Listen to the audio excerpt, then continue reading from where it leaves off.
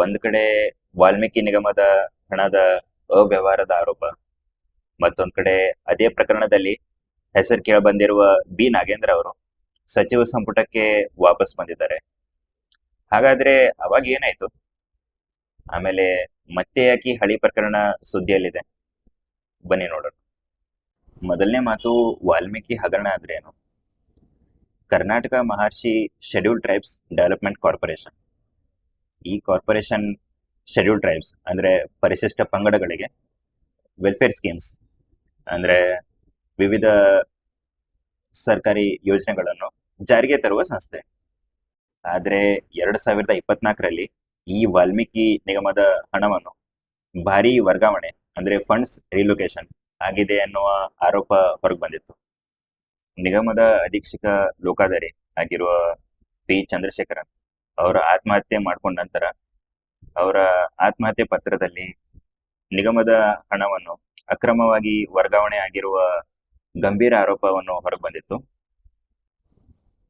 ತನಿಖೆಯ ನಂತರ ವಾಲ್ಮೀಕಿ ನಿಗಮದ ಹಣವನ್ನು ಸುಮಾರು 89ರಿಂದ 94 ಕೋಟಿ ಹಣವನ್ನು ಅಕ್ರಮವಾಗಿ ವರ್ಗಾಯಿಸಲಾಗಿದೆ, ಅಂದ್ರೆ ಇಲ್ಲಿಗಲ್ ರಿಲೊಕೇಶನ್ ಆಗಿದೆ ಅನ್ನುವ ಆರೋಪ ಹೊರಗೆ ಬಂದಿತ್ತು.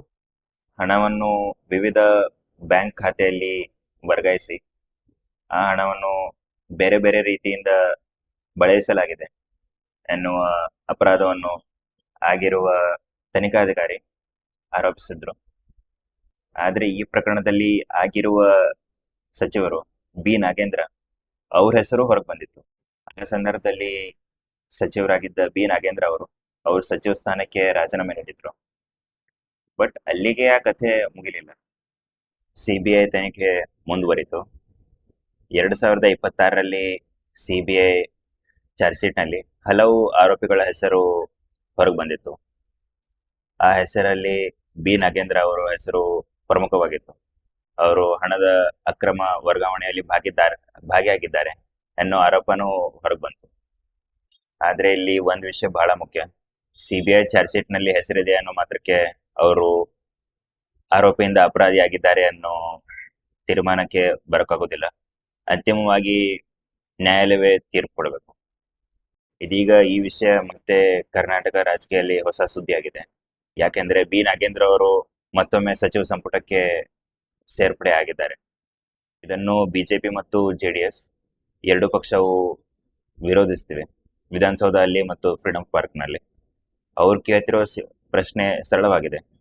ಇನ್ನೂ ವಾಲ್ಮೀಕಿ ಹಗರಣದ ತನಿಖೆಯನ್ನು ಮುಗದೇ ಇಲ್ಲ, ಇಷ್ಟು ಬೇಗ ಯಾಕೆ ಬಿ ನಾಗೇಂದ್ರ ಅವರನ್ನು ಸಚಿವ ಸಂಪುಟಕ್ಕೆ ವಾಪಸ್ ಸೇರ್ಪಡೆ ಮಾಡಲಾಗಿದೆ?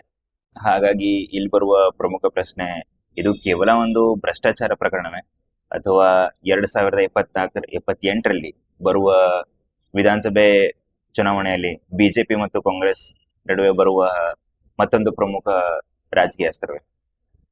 ಏನಾಗುತ್ತೆ ಮುಂದೆ ಅನ್ನೋ ಕಾಡ್ ನೋಡಬೇಕು.